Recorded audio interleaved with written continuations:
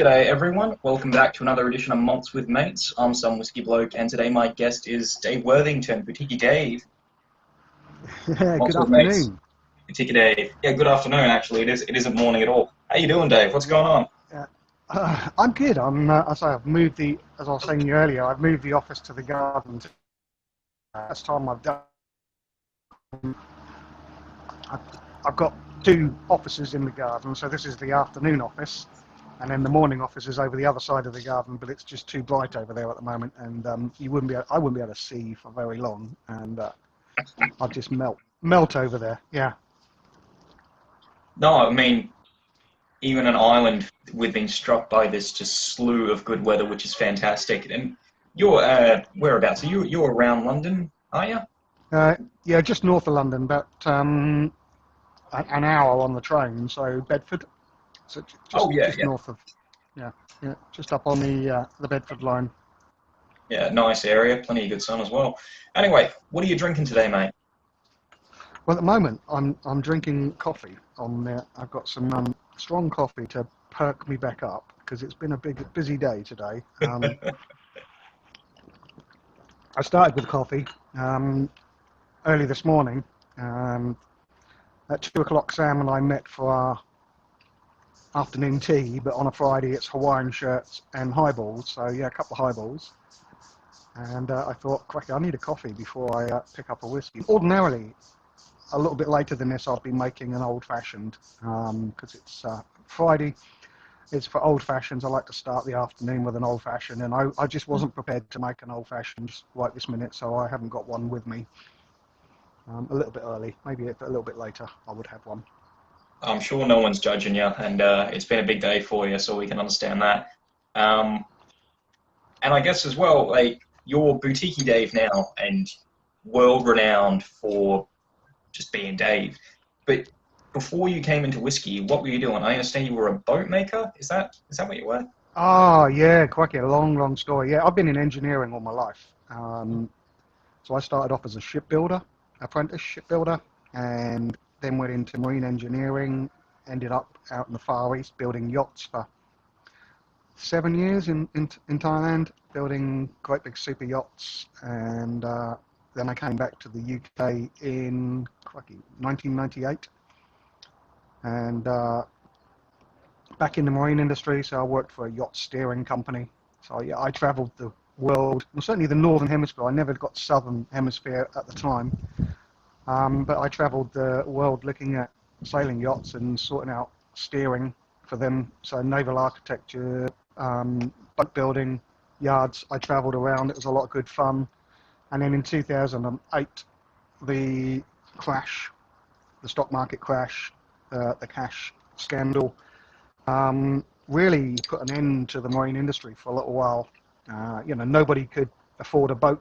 Marine mortgages were cheap as chips when I first came back to the UK. Mm. Anyone could own a boat, and the boat builders sort of really geared up, certainly in Europe.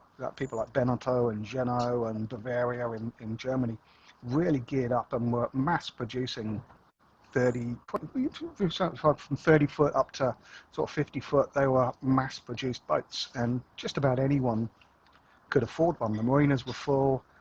Um, I'd say in 2008 the money crashed, and these big boat builders just crashed immediately, or certainly cut their production. And my job was on the line in the marine industry. Also, at the same time, the company that I was working for, that I came over from the UK, wanted to move back down to the south coast, which is where I say where I'm from. I don't know where I'm from, to be honest, but where I was before I went to the Far East, south coast. And I really didn't want to go back there, and the kids were settled here. So I ended up going back into heavy engineering for nearly 10 years. So making gears we started off making gears for the marine industry, and automotive, and off-highway, JCB, Caterpillar, that sort of thing, which ended up really being mostly aviation, so Boeing and Airbus. I was doing a lot of that sort of stuff, and that's where I found whiskey. Really, I only drank to fall over really before that. It was It wasn't. I didn't have any real taste in alcohol. It was recreational. I was introduced by my sales manager to whiskey, and I think it was the second year. It was the second year he brought a bottle in at Christmas. He was a bit. He is a bit of a connoisseur, a bit of aficionado. Has a little whiskey club where he is in North London, and he'd bring in a bottle every now and again. And normally he'd have to twist my arm, and the second time he brought one in, and I knew what I was looking for, and I tasted it and thought, geez, this is just like nectar. Why am I drinking this? And that's really where I got the whiskey bug. And yeah, pretty late really. I was in my 40s when I got the whiskey bug, and then we started going to whiskey shows, and then we started a whiskey blog, and all of that stuff came along really rapidly, and I loved being at whiskey festivals, so I just used to volunteer to help out. And eventually someone said, do you want to do this full time, Dave? Well, Boutique Whiskey said, how would you like to do this full time? I was working for Boutique Whiskey for a year, basically, as a part-time weekends while I was still doing my engineering roles. Hadn't even considered about doing this full time. It wasn't an option. It wasn't something I thought about making a career. I'm an engineer, and that's what I wanted to do. But whiskey turned me, dragged me, and yeah, this is what I do now, and I absolutely love it. I love travel. I love people. I love meeting people. I love sorting things out. That's what my role was as an engineer, was a technical salesperson, I guess. I was never in quality control, but whenever there was a problem, they sent me. A, because I could talk to people, and B, I didn't take it personally. So I always described my role as an engineer was like the one-legged man in an ass-kicking competition. Wherever you go, someone wants to kick your ass because you've sent a product, it's late, it's not quite specifications, it's too expensive. Customers always, as an engineer, customers always want to kick your ass. And so, I know it's not personal because, when something goes wrong, if your delivery doesn't come or your delivery comes and it's broken. I had a freezer delivered the other week, and it came here and it was dented. Now I've got a call. I'm angry. So I understand how people got angry, but getting angry doesn't fix anything. So you're there to, you can shout at me and take it. Shout at me, okay, that hasn't solved anything. Do you want me to fix it now, or shall I just grab all my stuff and go away? And basically, that was my attitude with customers who did that. Like we can stop this shout and we can do something about it, or I'll just pack it up and we call it quits, and I'll take all my stuff away. And then most of the time, 99% of the time, I ended up fixing it and turning it around into more business. Basically, that's what it was all about, and it's building that trust that yes, shit happens. It does everywhere. Shit happens. Things go wrong, but the best way is to try and fix it and then turn it into a little bit more business. Yeah. All right. Okay, that's a fascinating story. And I guess with your technical background, do you get really nerdy about the distillation, the production side of whiskey as well? Is that something from your engineering and love of whiskey? Do they combine in that area? I find it interesting. I don't do any distilling. I've never done any distilling. I do find it interesting. I think the geekiness, the nerdiness that I come is looking for distillery character rather than needing to know fermentation times is always interesting because there's different ways, and that is interesting. But it's not something I really geek out about. Bottom line is, it is just a drink, and I enjoy it. I mean, that is the bottom line. There's good whiskey, there's great whiskey, and there's there's whiskey. And not everybody can afford to drink the great whiskey. Everyone's got a budget, and there is obviously whiskey it's like cars, isn't it? There's cars around that I'll never be able to afford. There's cars that cost more than my house, sort of thing. I don't get upset over that. So why do people get upset over whiskey? I know it's different products and the same thing goes into every whiskey, but eventually whiskey becomes rarer if it's a closed distillery or if it's exceedingly old and there's only a few casks or bottles left of it. Yes, it's going to go up, isn't it? It's just a drink. Deal with No, it. that's fair. That's fair enough. I know as well. So on Wednesday we had Billy on from the Whiskey Exchange, who you guys had a marvelous little bit of a chat in the comments, which was amazing. Um, Billy's been a big, let's say right from the beginning, Billy was always a big supporter of what Kat and I were doing as Whiskey Discovery, where we started in the industry. So yeah, Billy was always still is a good friend. I love Billy to bits, and yeah, we're geeky in a way. Um, yeah, good guy. it's a great thing to be.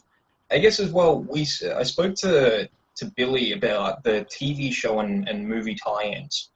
And I've seen on some of the Zoom chats and some of the chats you've been on, you've been in your office inside, and I think I've seen a couple of music posters about some old records. I think I saw you had a Nevermind the Buzzcocks in the background. You're a big music head. Yeah. Before I even now, I mean, I don't watch TV. So since I've been at home on lockdown, I haven't turned the television on for one news bulletin, for anything at all. I preferred to keep away from it because it just seems to make everybody angry. And I've always been one to turn music on first. So yes, I have a huge music collection, all boxed up now because it just took over a room. I digitized it all, quite a number of years ago. I think probably around 2000. Digitized everything. So even my old cassette tapes that I had from the 70s, I recorded them onto a audio file and split them up into MP, what they call it, MPGs or something like that, I don't know. I split them up and put them on iTunes, and then a couple of years ago I discovered Spotify, and so I live on Spotify really. Yeah, very rarely. Oh yeah, I've got an old iPod, yeah, with a music thing. I've got that hooked up to the amplifier in the living room. That's got like 40,000 tracks on it. So it's a huge music collection that covers all genres. Yeah, enormous. well, I guess from there, I guess the question is, everyone wants their favorite TV show or movie to have a whiskey tie-in. If you could have any bands or any artists that you really love have a whiskey tie-in, what artists, what bands would you choose, and like what whiskey would you want to see them put out? Is that something you've ever considered? Oh, crikey, yeah. There's so many. I mean, my music taste is very, very odd. I grew up in Mauritius, so I love a bit of Bollywood. Bollywood from the 60s and 70s. I love the sound of the female voice in Hindi films. It just melts me. But yeah, from my first album I bought was Deep Purple, and what's my last album? Probably The Blinders, which is going back into that sort of punk. Um, I love that punk era as well. That was so much energy and putting it with whiskey. It just seems a gimmicky, the Motorhead era. Yeah, cool. It's lovely. It's nice to see Motorhead logo on a whiskey bottle, but yeah, put some music. Whiskey changes, doesn't it, with what music you're Yeah. listening to. So there are whiskies for you just want to sit back and chill out with some jazz or some sort of lounge music that's just sort of relaxing. Or sometimes you want some cheap um, cheap whiskey that you want to put the worlds to right with pals and bounce off the walls. And yeah, I don't think I tie whiskey into or band into a whiskey. I don't think I'll do that. I mean, my taste in music is eclectic. I'm just moving some bottles out the sun, that's all. My music taste is eclectic at the best, and some days I'll just listen to Zappa all day or Beefheart. I mean, that's probably my biggest collection would be Zappa and Beefheart records. I got just about everything that he produced while he was alive. Um, and I did manage to get to see Frank Zappa, so yeah, that was... Yeah, Zappa and whiskey. Yeah, let's do a Zappa line. That That'd boutique be, Zappa collection. Yeah, let's do that'd be that. Because that's a fantastic. bit... I love that sort of offbeat stuff that Beefheart and Zappa did. Um, I love that bit of humour in music that he did as well, certainly with Zappa. That was a lot of fun. Yeah, some Like other good memories of Zappa in the on topic, 80s. on topic for music, but off topic for whiskey. I'm actually making my way through this book at the moment, Mark Radcliffe, Mm-hmm. Crossroads, and it's just, you might like this. I'm sure you know everything that's in this book already, but it's just about you know, moments in music and how they affected it. So, obviously the crossroads in the front, meaning the devil at the crossroads. He talks about the Beatles and that kind of moving through from that pop, that rock and roll, that kind of mod towards the end, all the evolution, all the different instruments coming in, and their little bits along the way.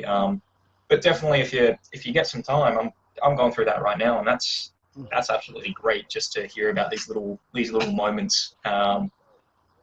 Nothing to do with whiskey, but thought you might like that.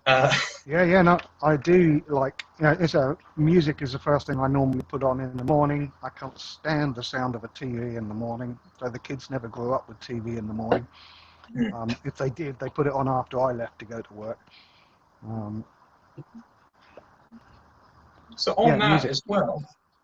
on that as well, do you find yourself still listening to music from the old days, things you grew up with, or are you discovering more and more new and emerging artists today? I do listen to a bit of everything because Spotify give you this option of listening to new stuff, so I regularly hit that to see if there's anything I really enjoy. And certainly, The Blinders is something I was introduced to recently. They were a fairly new band from Doncaster, and I just fell in love with them immediately. I do listen to...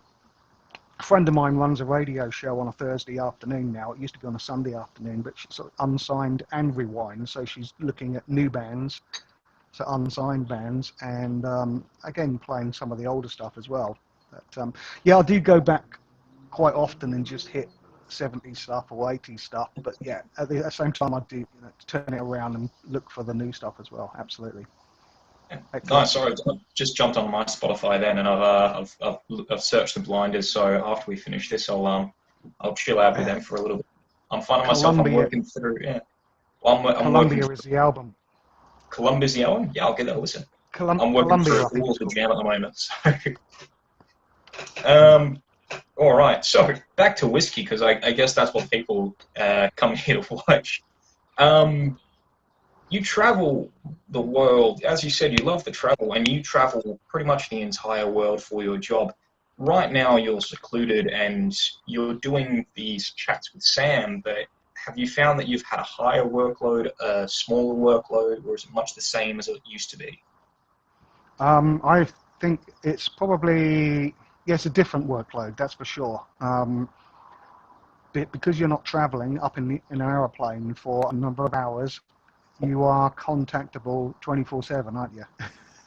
Whereas while you're flying 10 hours in an aeroplane, no one can touch you, which is quite nice. But now there is that, someone can reach out to you at any time, day or night, and where that never happened. You have those moments of respite while you are traveling between countries. But I've done 3 tastings in Australia since lockdown. So 3 boutique tastings in Sydney, which, to be honest, I've really enjoyed. I was a little bit skeptical at first. And then you realize how many new people that can bring in because they can't, ordinarily they couldn't get to the shop to do a tasting. And the shop can only fit 20 people in, say, or and at a push because retail space is expensive. But if they do these online and they send the packs out to people's homes, um, more people can take part.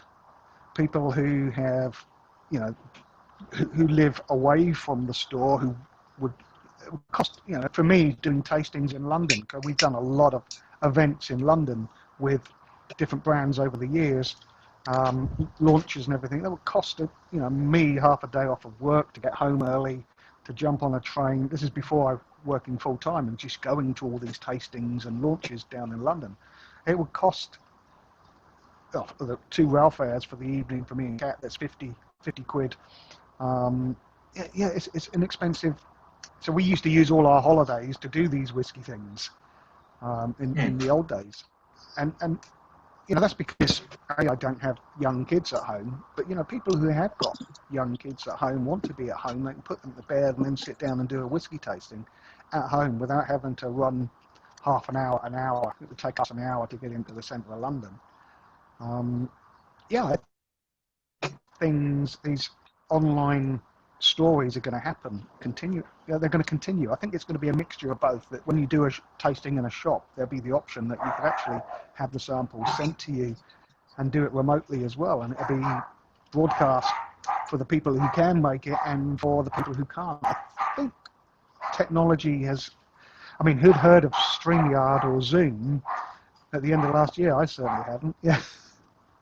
No, I'd never heard of this until I approached the Whiskey Cast and I asked them how they were streaming, and they said they had found StreamYard, and that was you know, as you say, you never know about these things until something forces you to use them. No. And it would be amazing to have more people engaging with the whiskey tastings once things revert to normal, because it is disappointing.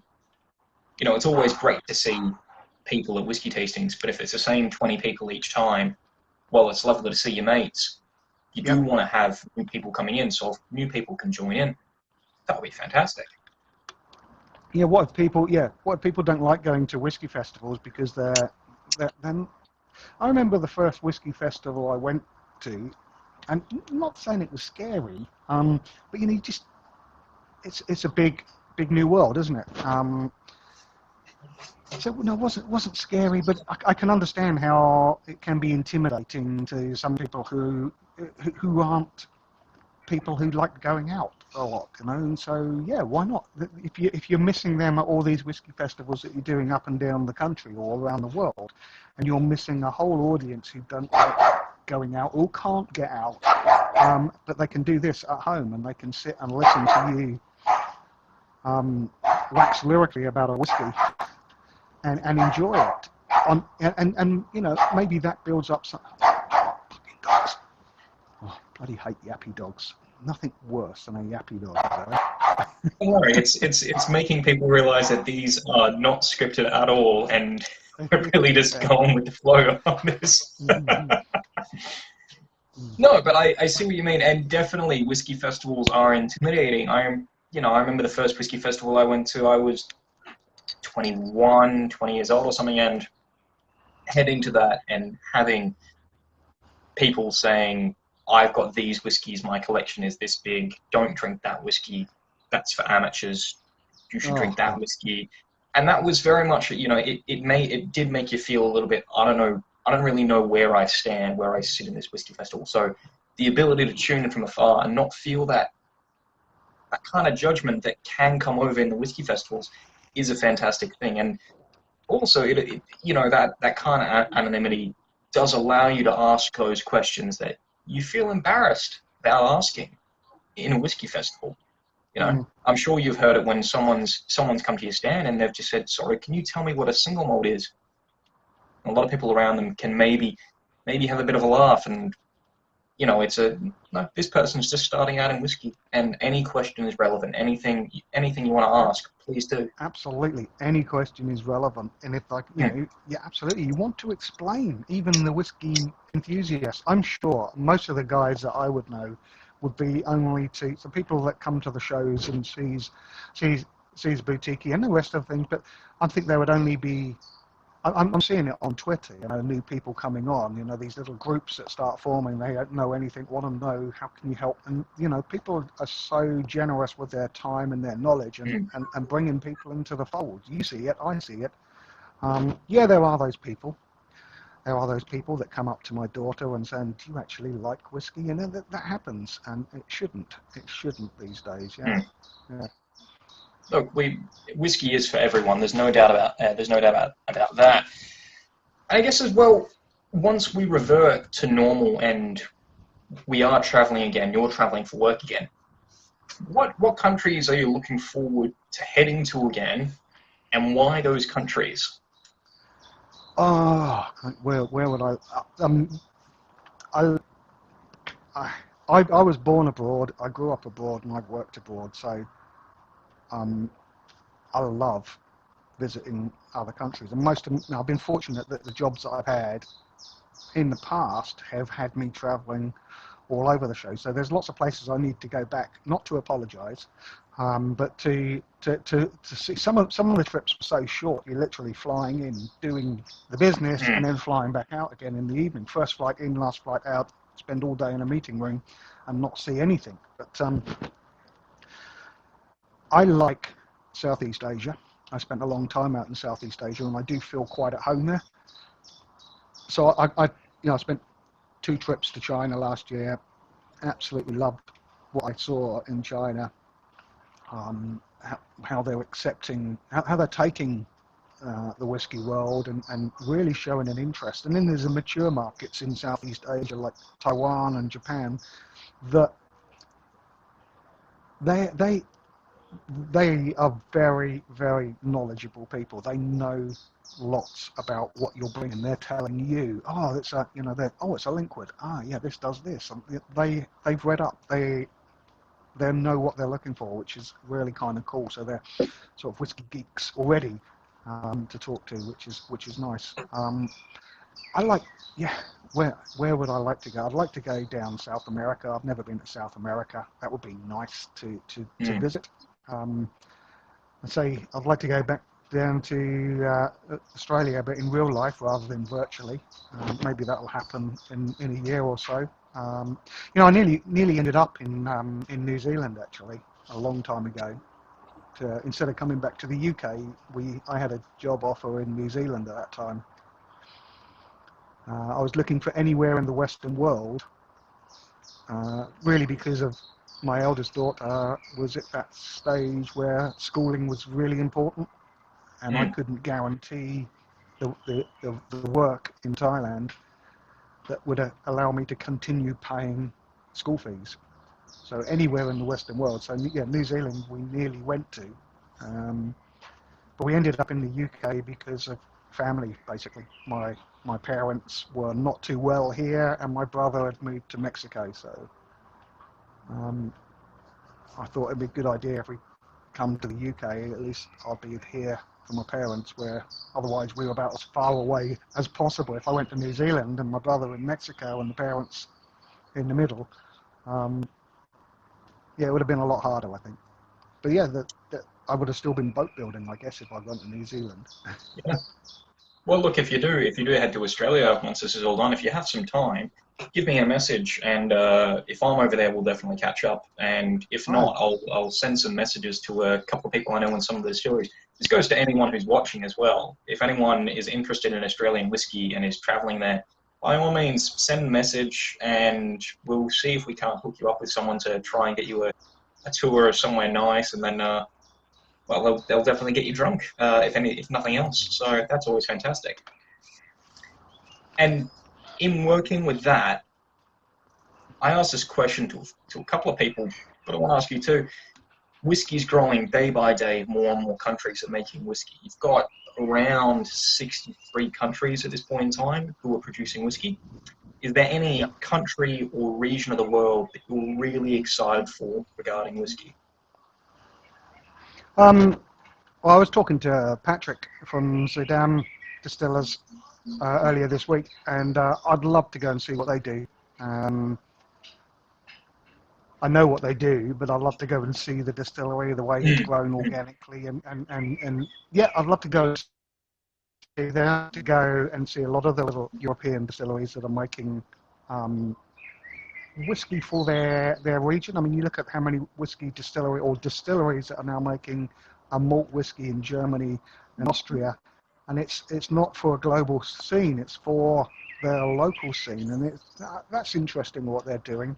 I have been fortunate and saw some really cool distillers in America doing some super cool stuff. I mean, distilleries in your backyard basically, and yeah, malting on the floor, malting rye, doing green malt, all of that sort of stuff. There's a few distilleries in Ireland I'd love to go and see because they're trying to, you know, they're challenging this pot still rule at the moment because it's not indicative of what they were distilling at the turn of the 18th, 19th century, yeah, right down back in the late 1800s, early 1900s, completely different scene of Irish whiskey to what it is today. So, yeah, there's so many I distilleries apologize. I'd love to go and see. I apologize. My stand that is holding my phone is occasionally falling over. So if I lean forward and have to adjust the screen, that's what that is. Yeah, But no, you are right. There's a lot of guys in Ireland. I'm sure I've probably got on my shelf at least one example of what would have been considered a single pot still, 200 years ago. But now, based on the current technical file, it's not. But it is fantastic to see those guys in Ireland and all around the world challenging perceptions and going, well, why don't we do this with whiskey? It's gone down a narrow, arguably a narrow path for so many years, but we could do something completely different. I think that's fantastic. I can't wait to see, every distillery that releases something. I can't wait to see what they're releasing. I think it's amazing. Yeah, if they're genuinely doing something, different, like the Patrick with Zudam Distillers are looking, they're growing all their own grains. They're looking at heritage grains. They're doing different things with yeast. They're doing different spirit cuts to get different styles of spirit. I mean, our new millstone that I've just got a sample of it here, and I was tasting it with Patrick, is a peated millstone, 55 ppm, yet 55 ppm, you would have thought this is going to smack you in the face, but it's not. It's so gentle because, as he was telling us, it's such a high spirit cut. You don't get that medicinal. It's you don't notice. You would not know that was peated by just nosing it at 55 ppm. I mean, it's unbelievably fruity. Well, look, I mean, I understand you've got that whiskey and you've got a couple of other whiskeys with you. Are there any that you want to showcase today and tell us anything about them? Any that you're really excited about? Well, we did our big World Whiskey Summit a little while ago, and we had a lot of guests on there who have been talking to us about whiskey. So, the French whiskey, I'm very excited to be bringing some French whiskey, some Amoric to Boutique. It's something that I wanted to tick off on the map. So that's really exciting. I've not been there, but I know what they've been doing, and I've been talking to them for a few years, well before I came on board with Boutique. So the Langerton, the Swiss whiskey, I mean, that's stuff. We've got some new of that stuff coming through as well. The Swiss whiskey, as I like to say. This is brand new. I mean, this is a 5-year-old that should be coming out very, very. It may be already out. Batch 3. Okay, I haven't tried this one, so this is brand new. I love what they've been doing with their sherry cask maturation. That's been really. A lot of sherry cask seems to be far too woody for me, and that's just my personal preference. I know other people love those great big, people seem to be drawn to the colour. I'm drawn to the palate more than anything. So this is a 5-year-old Swiss whiskey. What do I know about it? Not a lot. Oh, okay. It's one of them, is it? So this is a Chateau Neuf. I don't know wines, but it's very nice.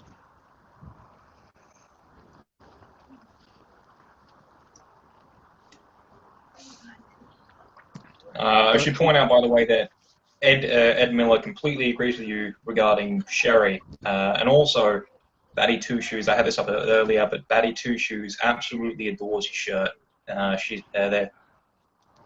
I want to say she, but I don't know. They're loving the shirt. It was something that we used to do a long time ago, back in the marine industry, back in the late 80s. A lot of the there's a very big yachting scene in the late 80s, big racing scene, and I was working for a company that made winches and deck hardware for some of the big racing boats. And a lot of all of these racing boats had paid crew that would be sailing them. So they were the rock stars of the sailing racing. And yeah, they all had crew shirts, and a lot of them had Hawaiian crew shirts. And it was always something that we always wore Hawaiian shirts on the Friday, Hawaiian shirt Friday. And we had some Lumar ones made up. That's a company I was working for at the time. And it was something I've always tried to bring to every company I've worked for. Certainly in offices, let's dress down on a Friday. Let's all wear Hawaiian shirts. And a lot of the time I was on my own, wearing a Hawaiian shirt on a Friday because other people, it's just a lunatic.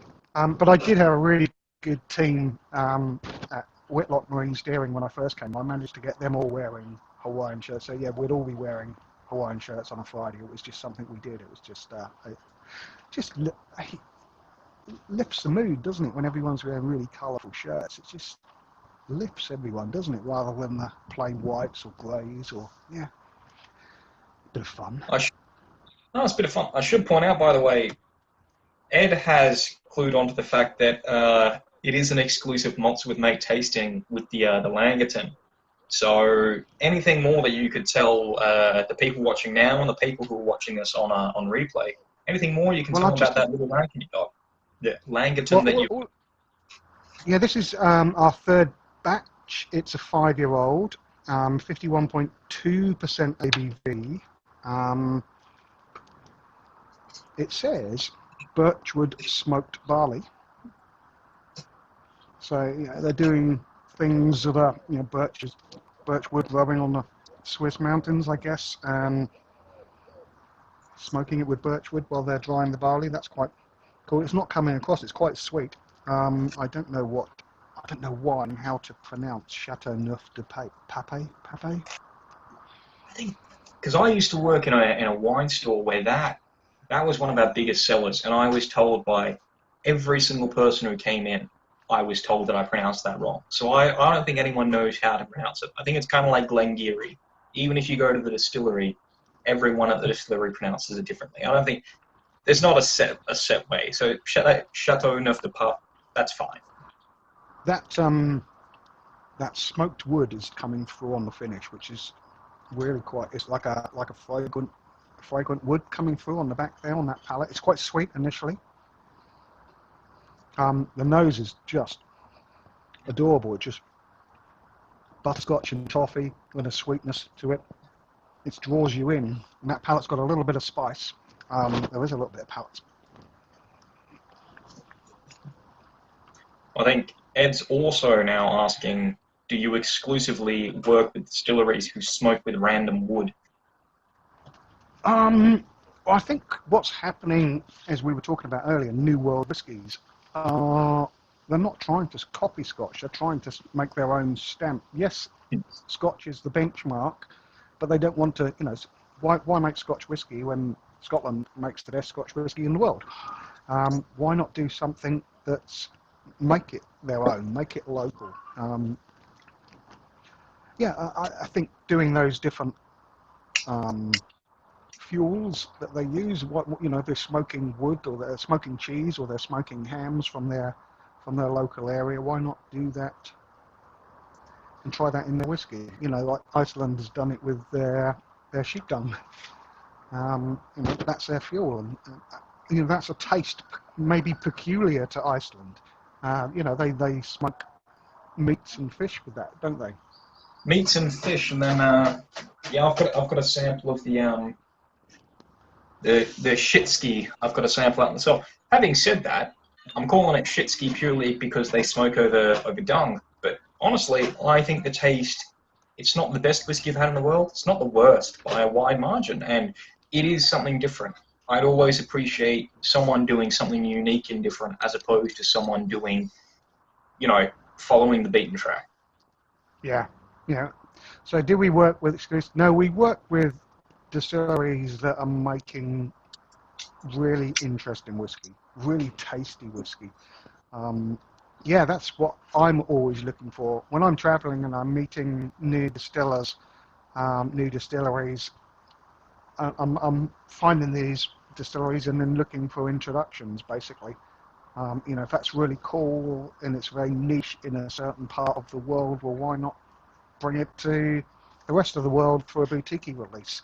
It Yeah. might not, it won't put them, it might put them on the map, so to speak, but it'll also opens up a market, and they might not be able to actually fit in that market completely, but it allows people like us, the whiskey geeks, to try these things that they wouldn't ordinarily find. There's so many distilleries in the States making great whiskies, but are you going to find them outside of their state? Unlikely.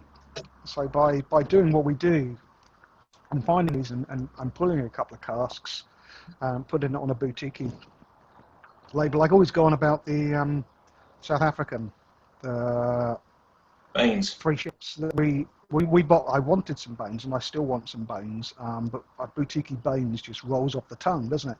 And hopefully we will be able to get some South African grain whiskey, because they make great grain whiskey. They use corn Yeah. that's been, sun kissed under South African skies. So it is liquid sunshine, but they make some cracking malt whiskies as well. I've had some of the three ships malt whiskies over the years that have been, why can't we get this anywhere else? Because just didn't see a market for it.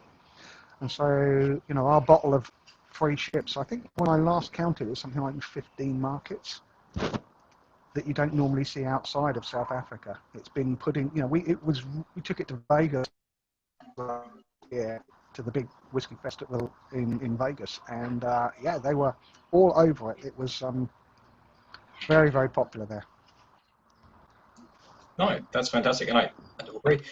Ed's got another question now. I'm wondering if I should start inviting Ed on to just kind of run the question side, and I'll just sit here and look good.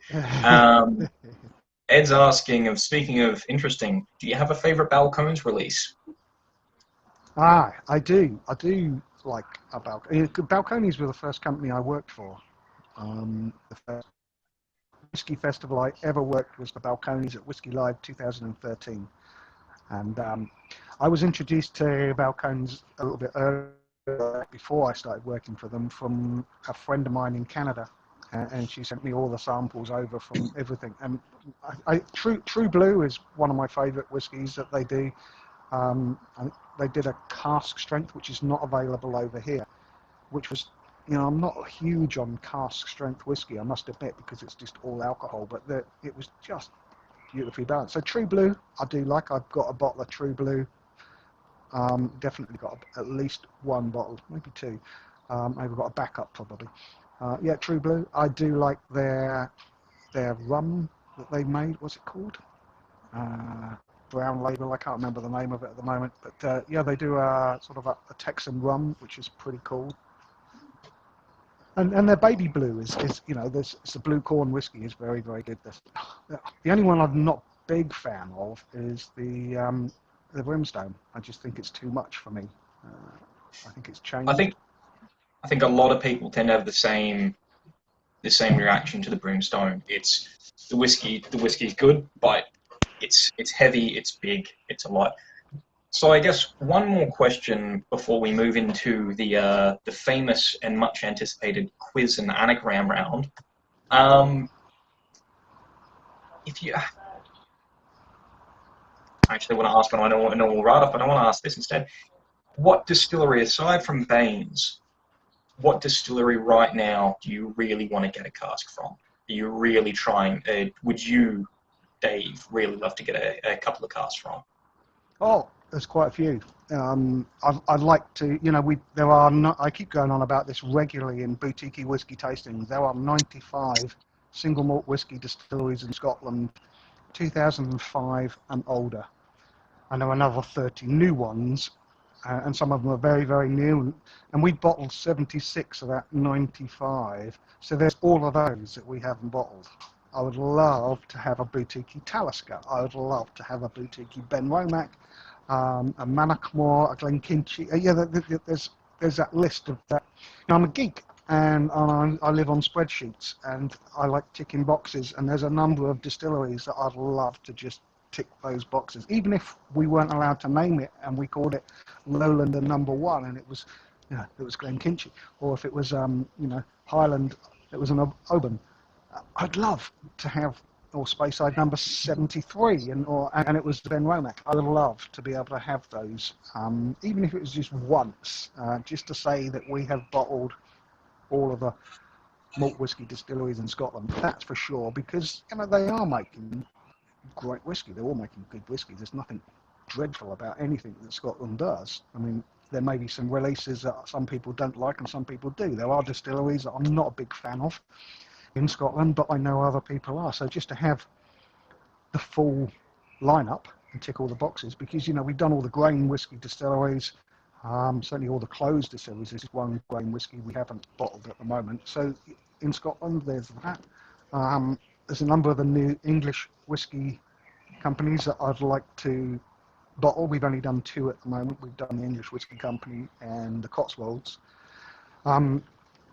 We have, what was I just looking at there? Welsh whiskey. So I've been trying to get some Penderyn coming through. We've secured some Penderyn, so look out for that soon. That's interesting. A couple of distilleries that I visited in the States that I'm very looking forward to getting. There's one called the Copper Sea in New York State, upstate, and Hudson Valley. That's just a cracking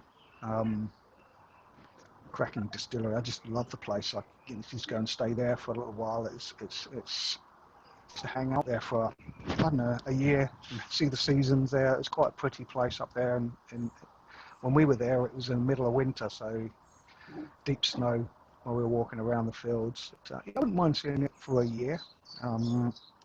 I've always got itchy feet, so yeah, staying anywhere longer than that is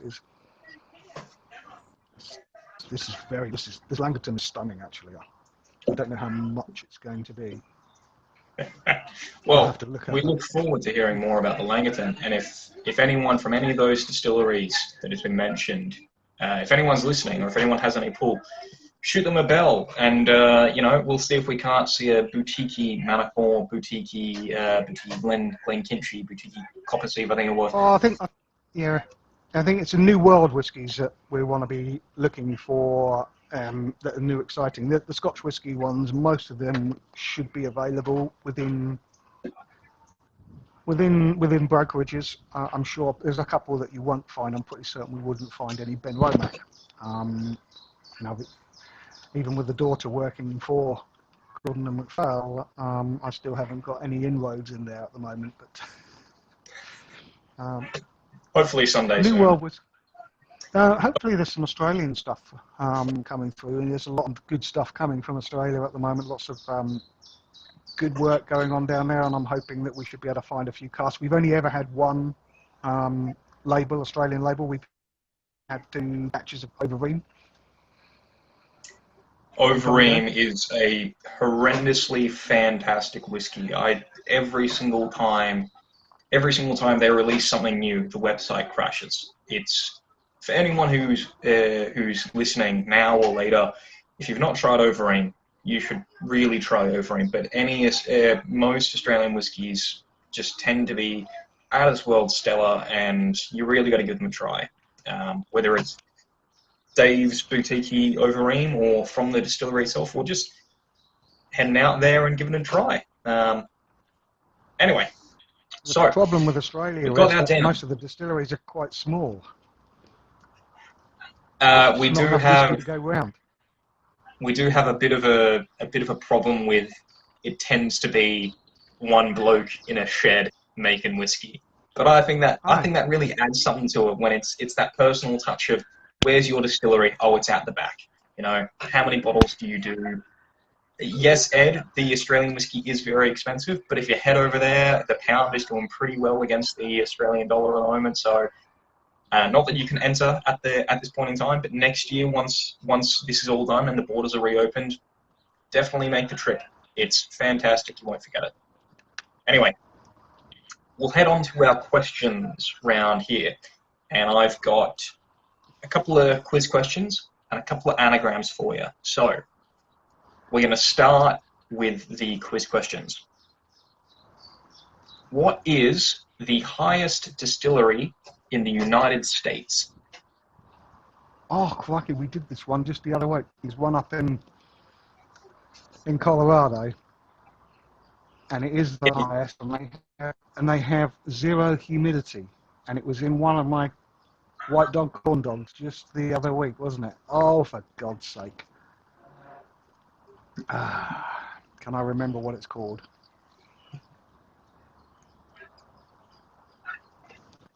No, I can't. I can't. While you're thinking, by the way, I'm drinking the Tipperary Rioja Cask Finish from Ireland. Bloody good stuff, this. Mm-hmm. So the highest distillery in the United States is Breckenridge Distillery. It sits at this sits at 9,600 feet, or just shy of 3,000 meters. If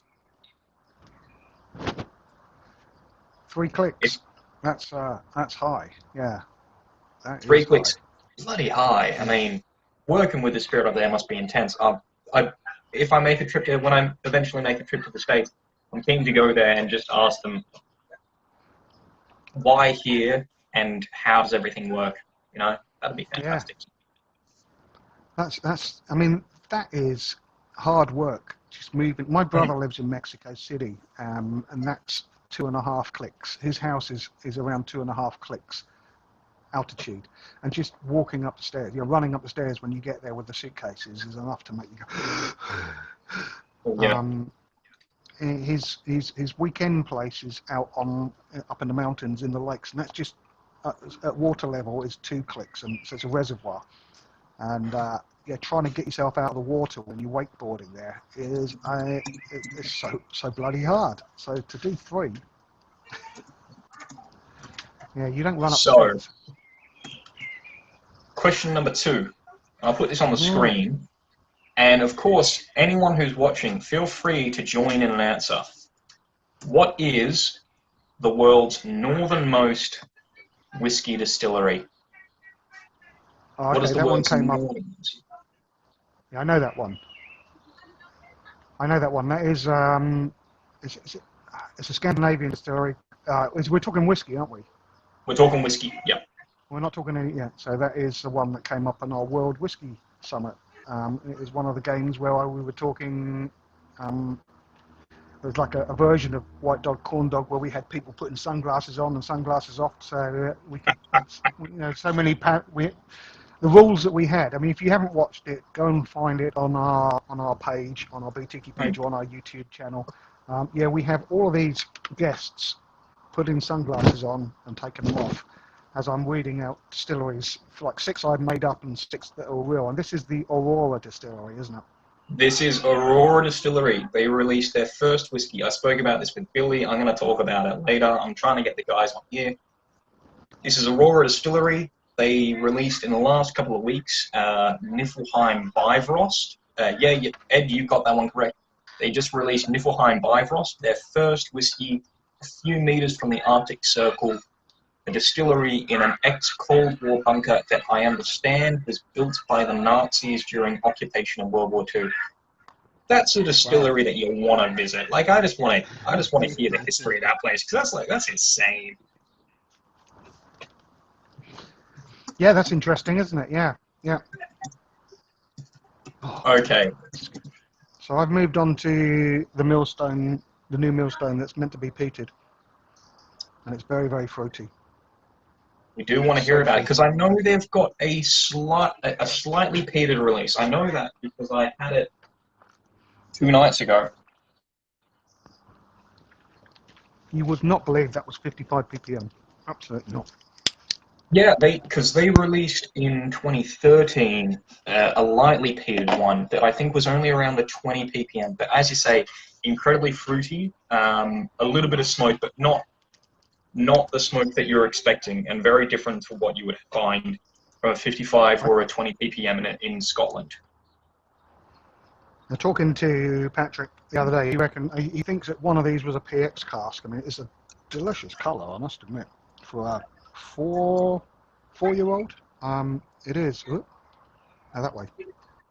Yeah, delicious, nutty, golden colour. But he said, I think it's one PX and one bourbon cask that we've married together, and yeah, delicious. Oh, look, flavors like that are fantastic. All right, question number 3. Mm-hmm. What is the world's southernmost whiskey distillery? Ooh, is that the one in the bottom of Argentina, in the Patagonia? It's not. It's not in Argentina. It is in. You've got the right continent, and you're next door. You're really close. So that's Chile then, is it? Aye, Is it's Chile go all the Chilean. way down there? Yeah, okay. Yeah, Okay, because Chile I thought wraps it's around the bottom of, just right. around the bottom of Argentina. Yeah. I can't remember the name of it though, but I think that's I think we were talking about that. I was looking at that the other week. I can't remember the name though. Anyone help me out, please? Where are the comments? Ed, Why can't I uh, see?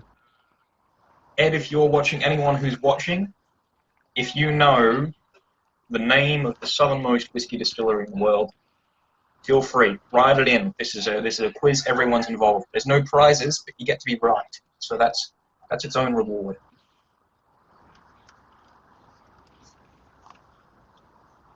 It is Patagonia, isn't it? It's got to be. It is. It is in Patagonia. Yeah. Yes. I'm not sure where the Patagonian region starts and ends, to be completely honest with you. So is it just simply the spirit of Patagonia? No. It's called Last Hope Distillery. It's in Chile, in Last hope.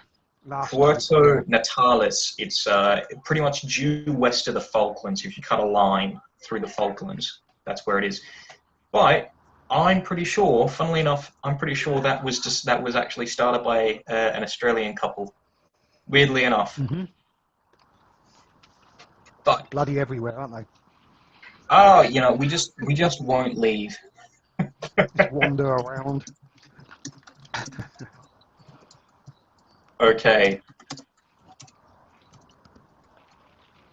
so this is not about geography. The next question is, what whiskey does Captain Haddock of Tintin drink? That's the Loch Lomond whiskey, isn't it? Aye, It's Loch yeah. Lomond. Yeah. He drinks Loch Lomond, which is I always love whenever I go to Belgium. I go to Antwerp really often, and I always go to the Tintin Museum. Is that in Belgium? Might be in Brussels. That's in Belgium. I always love going there because they've got a couple of figurines of Captain Haddock holding a tiny, tiny bottle of Loch Lomond whiskey, and I always think that's fantastic. It's not a real bottle, obviously, but it's just nice to see. Would that have been the old Loch Lomond distillery or the original Loch Lomond distillery that was at the north end of Loch Lomond rather than the current one? I imagine, yeah, I'm pretty sure it would have been the old one. Whether or not it's changed now, or they're keeping, because obviously the name is still the same, but whether or not the inference is the original, not the new, that I'm not sure, because it's got an old-fashioned label, as much as that doesn't mean anything. I think it did start with the old Loch Lomond. When was Tintin written then? Oh, Tintin started decades ago. I Well, it wouldn't must lie to be. you, Yeah. that's something I have to look up. Well, Loch Lomond was 65, wasn't it? The new Loch Lomond distillery was 65 down in Alexandria, so it would have been earlier than that. But yeah, we'd have to Google that one. We'd have to Google that. I feel like I read that Tintin was written before the war. I don't know. Mm. That's I that's that's I got a something for feeling it was Googling as well. afterwards. I'm Mm. just going to do it now. Oh yeah. You can tell how thoroughly I researched this.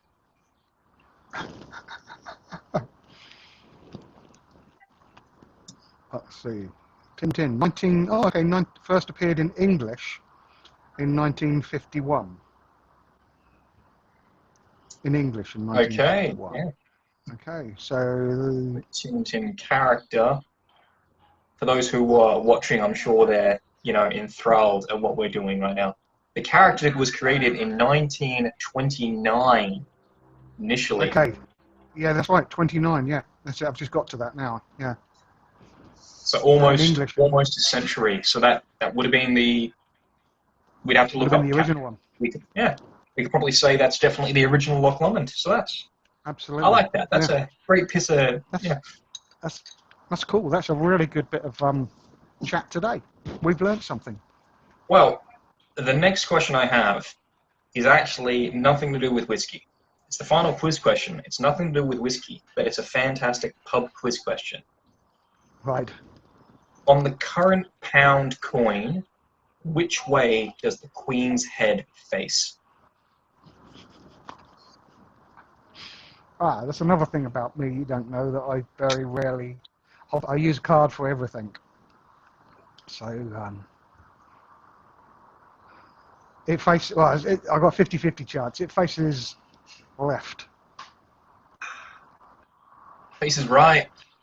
Ah, So there's a thing, and I always I've got a book about pub quizzes in Britain. I've really been digging into my bookshelf recently, and apparently, since Charles II, monarchs have alternated which way they face on coins. So the Queen's head currently faces right, mhm. and the next monarch, their head will face left, and it will Is that alternate right? every single monarch. However, on stamps, apparently the monarch's face always faces left. So They do. Yeah, there you that's go. right. They do face left. They look into the envelope, don't they? Yeah, because we always stick the stamp on the top right-hand corner, and they always look across. I did not think of that. Of course, because you put it on the top right, they look at the envelope. Oh my god, that makes a lot of sense. That's what I was probably thinking. You can tell, yeah.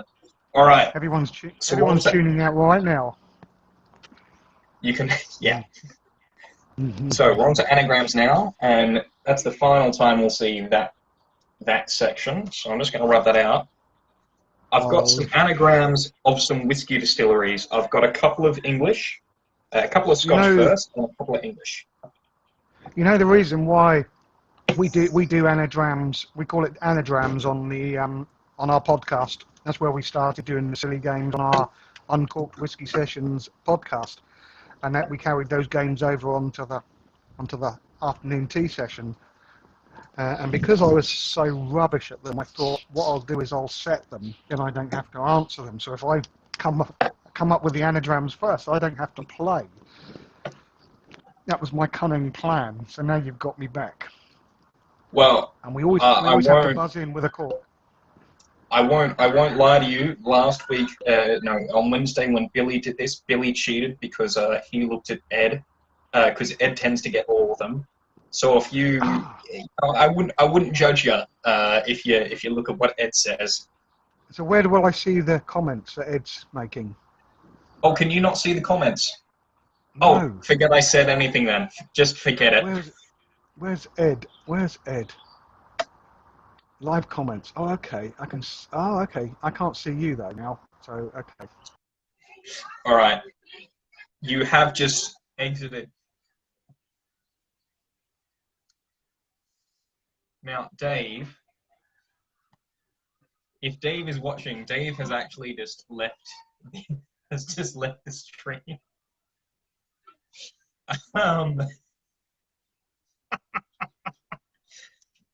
I wasn't expecting this. Not at all. I'm just going to shoot him a quick message.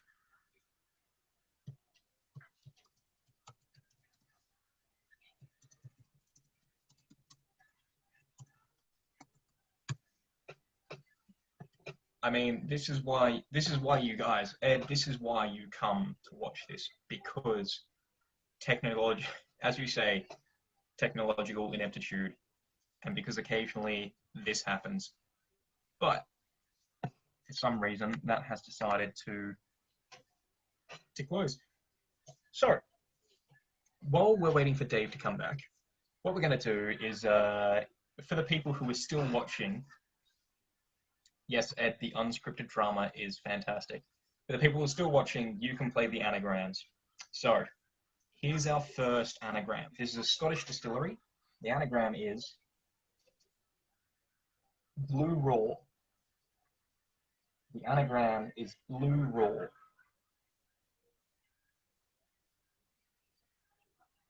This is a Scottish distillery. Oh, it's a good thing I get to drink.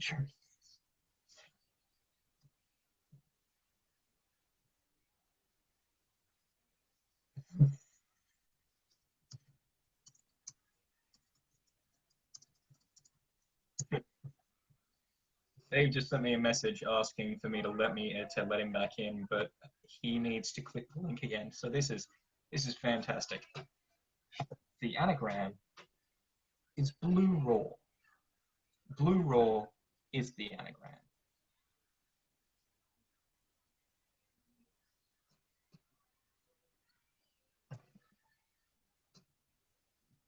For those who are interested, by the way, I would highly recommend Tipperary Distillery from Ireland. Currently, this is sourced liquid, but it's nothing to sneeze at. This is the Rioja cask finish. Came in at €95, but natural cask strength, 58.5%. Stunning whiskey, absolutely fantastic. And the guys behind Tipperary are amazing. They've got that in their range. They've got just a plain ex-bourbon. They've got a couple of different ones. I managed to get word from Jennifer yesterday that they have a rum cask release coming out, which I'm insisting they call Pirate Pry, because Tipperary is an anagram of Pirate Pry. Oh, sweet Christ. Let's try this. Apologies.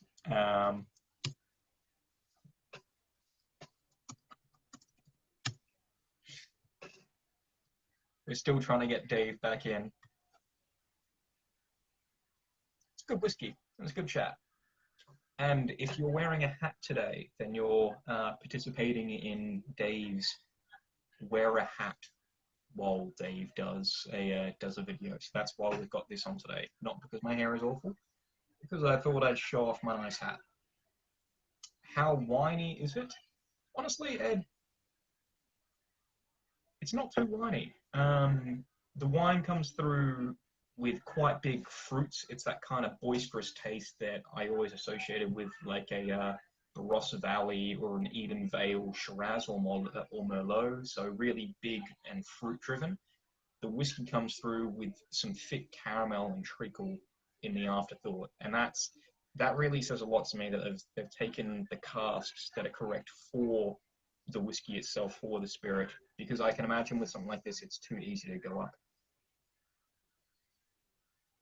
Dave is at the iron. Is at the...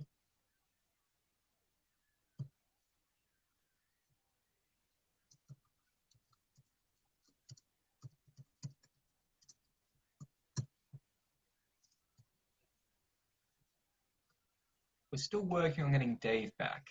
Not entirely sure how this happened.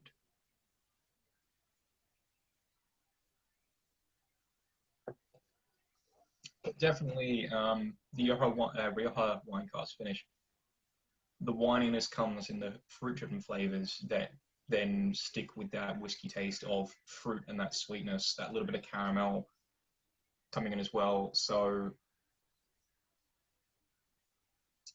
the kind of pastel fruits, that boiled peach, pear, then moving into glacé cherries, your rich stone fruits on the nose, and then off the palate, it's that brown sugar, that intense dark syrupy, that golden syrup, maple syrup. Then you're hitting a little bit of fruit roll-ups on the end. If you can find yourself a bottle of this, definitely give it a try. If you're in Ireland and you're looking for a bottle, Drink Store in Stony Batter has quite a few, 2 or 3 left.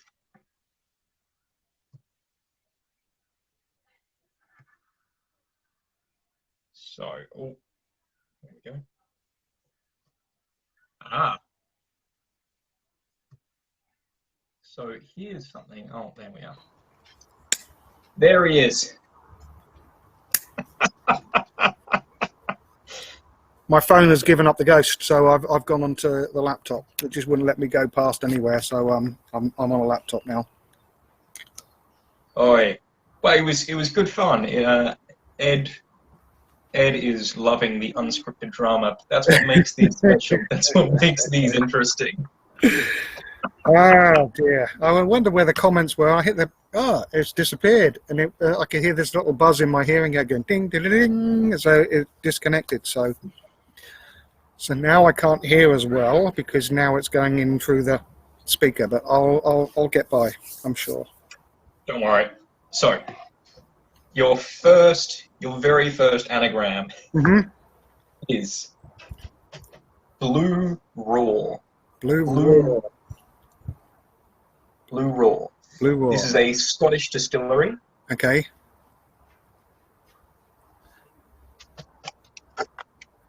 Oh no, it's no A. No A. There's no A. Is it a new distillery or an old distillery? Now I'm gonna stop you right there because you are correct. It is Aberlour. I just put a U instead of an A.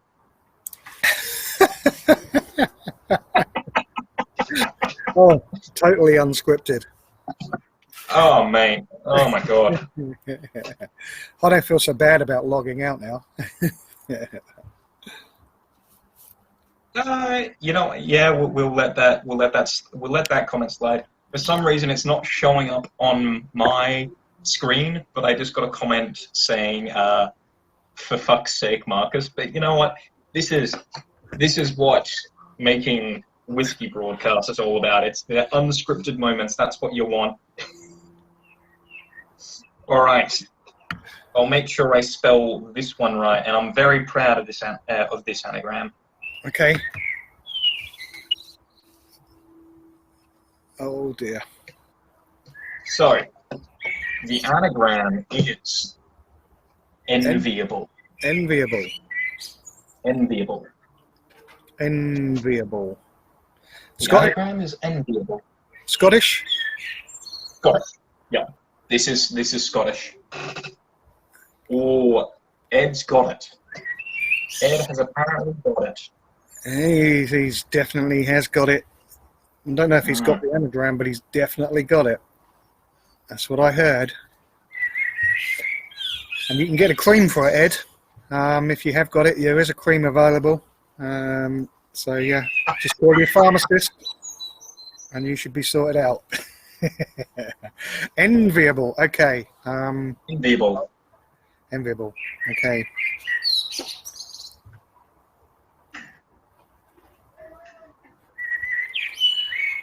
Oh, crikey, I can't think of it. It's not Lagavulin because there's no G. It is think V. Yeah, I'm thinking V, Ed. I'm thinking. I got the comments now on the side coming down. Yeah, you can't see them on the. I'm going around a map of Scotland right now.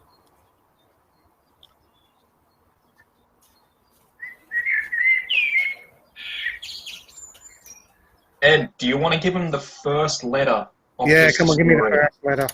Give him the first letter, Ed. I know you've got it. B. The first letter is yeah, of course B. it is. Yeah, absolutely. Heart Speyside, Balvenie. It's Balvenie. Yeah. Yes, of course. Thank you, Ed. I owe you one. I think that is a great anagram. I think that's a fantastic anagram. Like, they should be releasing whiskies under the label Enviable. The Enviable brand range. Yeah. Okay.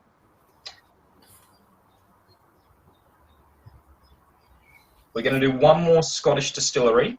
Uh-oh. And the anagram here is Sly Lichen. Sly Lichen. Sly Lichen. Lichen.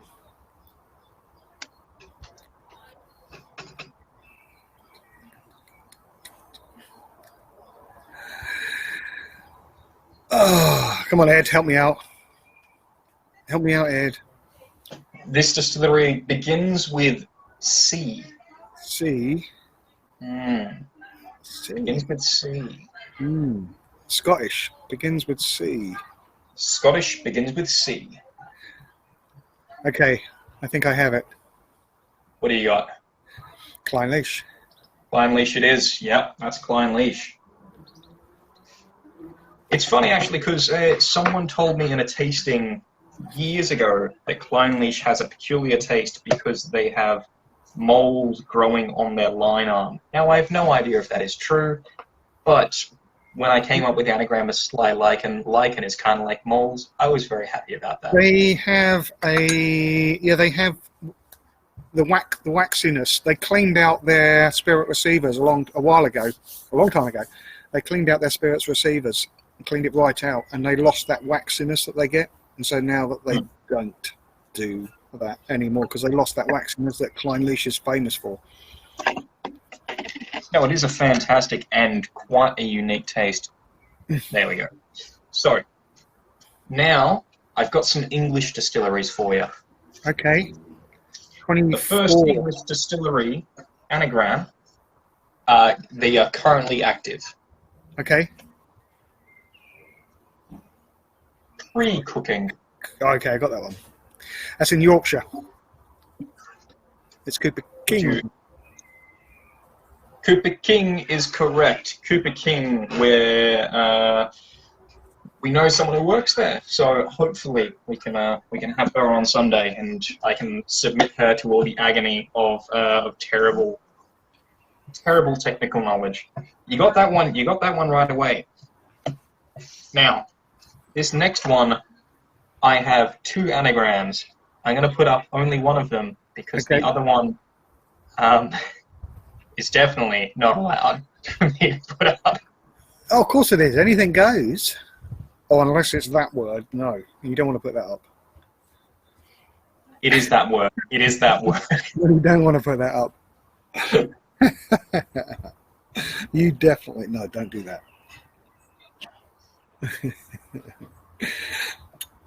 When did they clean it? Oh, I can't remember. I heard the story in 2015 when I was... when did I hear? Yeah, about the cleaning story. I don't remember. I'll have to have a look back at that. But I did hear the story in 2015 from the... I think it was their head of copper at Diageo when we did a malt advocates course a long time ago, which is just a brilliant day. An absolutely brilliant day with the Diageo team up in the Cragganmore distillery. Very glad Cragganmore is on this list. All right. Okay. English distillery number 2. English distillery 2. Cactus Mincer. Okay. Cactus Mincer. Yes, that rings a bell. That's one of their new releases coming out. The Cactus Mincer 3-year-old. It is. It is. Oh God, what is it? There's so many new distilleries, isn't there? This distillery is in Western England, close to the Welsh border. Oh, close to the Welsh border. Very close to the Welsh border. Right. Somebody, Ed, help me. This is a distillery in Bristol, if that helps you. Yes, it does. It does help me. I still can't remember it. It's a very young distillery. It's very young. Very young. They would have only had one-year-old spirit at the moment. I think maybe 2 at the most. It is called Circumstance. Circumstance, yes. If you're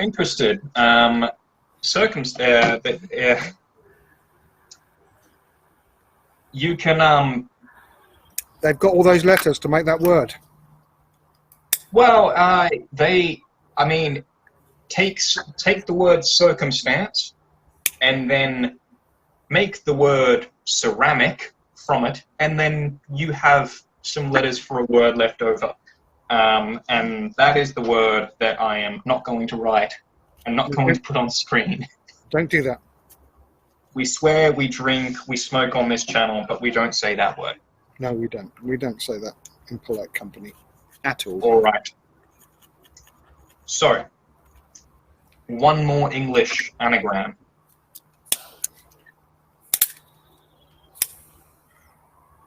English, another English one. Another English one. This is our last anagram. This is our final question, actually. And it is a wet pipe. Is that the Derbyshire distillery? I want to say yes, but my knowledge of your country's geography is awful. I know where Scotland and Wales are. Okay, it's White Peak then. The White Peak distillery in Derbyshire. It is White Peak Distillery, yes. Very interested to hear about them and see what they're doing. Be keen to visit them when I can. But I think you got... What did you get? I'm pretty pleased with myself for that one, I must admit. You got all the anagrams. Even when you spelt it wrong. Even when I spelt it wrong. Yeah.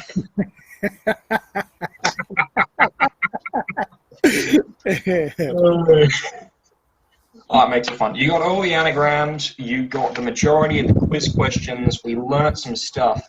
But I guess before we sign off, because we've been going for an hour and a half now, before we sign off, is there anything that you wanna leave the viewers with? Remember that there are people viewing live, and then we're viewing later on. Anything you want to leave these guys with? You might be surprised that I haven't actually dragged up the World Whiskey Blend bottle today. I am surprised. Yeah, you're very surprised. And normally that comes. Thanks, Ed. I did great. Thank you very much. That's because I just finished the bottle at afternoon tea with highballs, because I made some whiskey and tonic highballs with Sam. But it's just been awarded a silver medal in the San Francisco Spirits awards body, which is absolutely brilliant to get a silver, because it wasn't something that we're designed to be in. This is being tasted by experts in Glencairn. This is not what we designed the World Whiskey Blend to be. I didn't design. I didn't have anything to do with it. Sam did it all. But yeah, to be given a silver medal. We've had some really good news today. Sam has, anyway. He's two double golds as well, with Aerolite and Darkness. I mean, I'm not meant to speak about those. But I mean, as a company, as Atom Brands, and Sam is my boss. That's amazing. Yeah, 2 double golds and a silver for Sam's first blends out into the award body market is amazing. I mean, it really is. And San Francisco is one of those big award bodies that people do take notice, certainly in the States. So it's very, very important to us for Boutique and Atom Brands' Darkness and Character of Isla series. So yeah, awesome day for us in terms of what we've learnt from the award bodies today. Oh, it's fantastic. And we want to congratulate you on that, because that's fantastic news, and definitely that whiskey deserves that medal and recognition, because it is. If you are, it's just a whiskey, but it's much more than that. It's just a great whiskey. Aye. And say if something else. If you are a whiskey club and you're putting a tasting together of boutique whiskies and you want me to come and present it, give me a call. I'll do it. Simple as that. No, I've been doing them. I mean, people call me and ask me, Dave, would you mind coming in? We're a whiskey club in Edinburgh. I did one for a group of guys in Edinburgh the other night. They all ordered a tasting set, and off their own back because they're a whiskey club that can't meet. And they just called me up and said, would you come and introduce them to us? I said, yeah, sure, I'll come and do that. Oh, we don't want to impose on you. No, I'll come. Stayed for the whole bloody thing and went through every whiskey. Another club in West Sussex has just recently called me and said, if we get a lineup, would you come and talk about them for us? Absolutely. Why not? That's my job. So, yeah, if you've got, if you're a little whiskey club and you're doing something, like everyone's doing these things online, let's do it.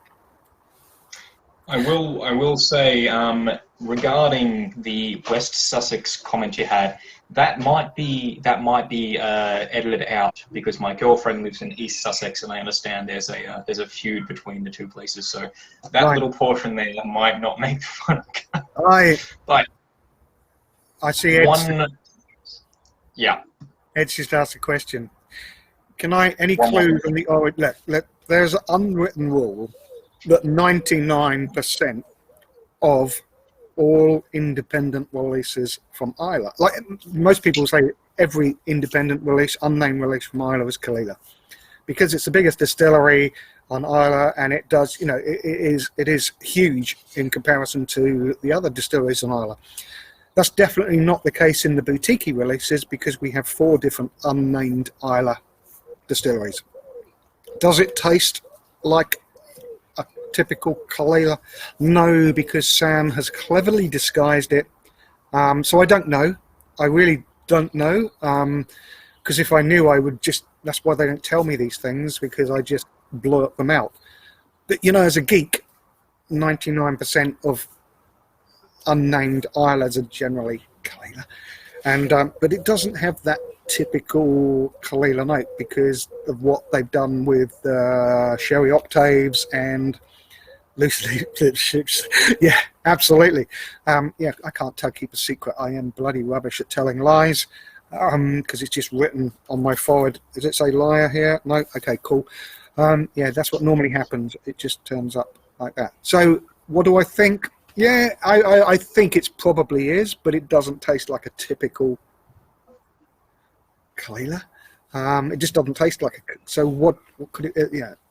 who else could it be? Lagavulin or Lafroig? But because what Sam has done to it with those little casks, he used the ex-darkness casks, and he's also used some interesting boutique casks. So obviously when we get a boutique release and he's found something that's like a big sherry butt or something that's really interesting, that actually that smells pretty good, let's put some of that Islay whiskey into there, and we change that character. It's to try and disguise. It's trying to get away from what distillery, what cask is it in, what it's really just, it's whiskey, let's drink it. Let's sit down. And on the VE day, I grabbed a bottle of one of the character, the blend that we've got. I just took it out and just passed it around everyone in the close, because we had a garden party, a socially distanced garden party. I just sent the bottle around, and we spanked it. Yeah, everyone loved it, even non-whiskey drinkers. Actually, this is pretty good. Yeah. Now, for the uninitiated, I'll be honest, I don't actually know what this stands for. Could you tell us what the COIWC is? Character of Islay Whiskey Company. Okay. The character of Islay. Yes, I think Sam was doing an Instagram live with Master of Malt on Monday evening. If you go back onto the Master of Malt, you can sit there on the Instagram TV. You can watch Sam go through the range where he starts with the Green Isle, and yeah, there are two interesting new releases under there. They're a lot more expensive than the Green Isle and the Aerolite Lindsay. But there's Grace Eel, which is and then there's another one I can't remember the name of at the top of my head. I haven't got them, but is it the same thing? I don't know what we've done with the older releases, Ed. I can't remember what we've done with the older releases. I'm not party to that. I've only tasted them. Yeah. Look, but thank you so much for all the information. We've hit an hour and a half now, and it's been fantastic. Thanks so much for coming on the show. Thanks so much for every chat you've had. To all the people who've commented, especially Ed, thank you for coming on and asking these questions, participating, because this is how we're trying to drive a bit more whiskey engagement at the moment. So to everyone who's watching now and everyone who's watching later, thank you very much. I've been Some Whiskey Bloke, and I've been Dave's been Boutique Dave. Hey, thanks very much for having me, Marcus. It's good to see you, and hopefully we'll see you out on the circuit sooner or later. Hopefully we will. Anyway, signing off now. See you guys, and enjoy the sun. Enjoy some whiskey. Yeah, have a great weekend, y'all. Bye.